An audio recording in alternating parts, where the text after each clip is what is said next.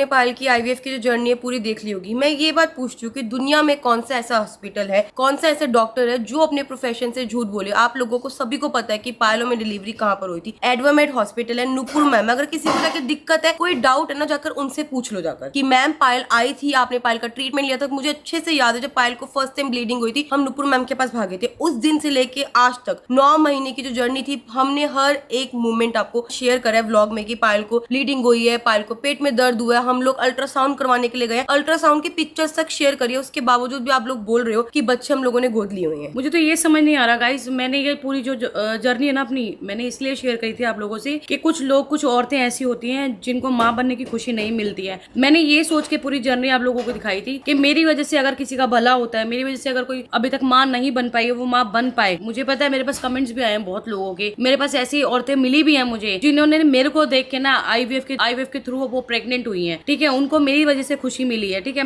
मेरे को ये समझ में नहीं आ रहा क्या मेरी गलती यही थी कि मैंने अपनी जर्नी यहाँ यूट्यूब पे दिखाई है। और बात रही सिंगल ट्यूब की कि सिंगल ट्यूब में प्रेग्नेंट नहीं हो सकते, तो गाइज आप जाके कोई भी जहाँ पे आप रहते हो ना, आपके आसपास कोई डॉक्टर हो जो आईवीएफ करता हो, जाकर उनसे बात करिए, उनसे पूछे कि सिंगल ट्यूब के अंदर भी औरत प्रेग्नेंट हो सकती है। नेचुरली पायल ने पहले कंसीव किया था, उसके बाद उसने ट्राई करा, नेचुरली नहीं हुआ तो हम लोग गए आईवीएफ करवाने के लिए। और दूसरा गाइज, मेरे को ये समझ में नहीं आ रहा है कि आप लोगों को जो जिस तरफ ले जाता है, आप उस तरफ ले जाके उस तरफ बात करने लग जाते हो। बाहर के लोग हम लोगों के खिलाफ आप लोगों को जो भी बोल रहे हैं, मुझे फर्क नहीं पड़ता है। मुझे उन लोगों से फर्क नहीं पड़ता, मुझे फर्क पड़ता है आप लोगों से, क्योंकि आप लोग मुझे कमेंट करो, मुझे कमेंट से फर्क पड़ रहा है। मुझे कमेंट्स देख के गुस्सा आ रहा है कि आप लोग पूरे 2 साल आप लोग मेरे साथ जुड़े रहे हो। ठीक है, 2 साल तक आप लोगों के इतने प्यारे प्यारे कमेंट्स आते थे, मुझे इतना प्यार देते हैं आप लोग, और इंस्टेंट क्या हुआ कि आपने मुझे इतना कुछ बोलना शुरू कर दिया, मेरे बच्चों के बद्दुआ देनी शुरू कर दी। एक कमेंट तो मैंने आपको उस दिन भी बताया था, निशा डीके 6438 का आया था, उसने इतनी गंदी बद्दुआ दी मेरे बच्चों को। दिल तो कर रहा है कि मैं बहुत सारी गालियां दूं उसे, पर मैं उस हद तक गिरी हुई नहीं हूँ। ठीक है, ये आपकी सोच है कि आप किसी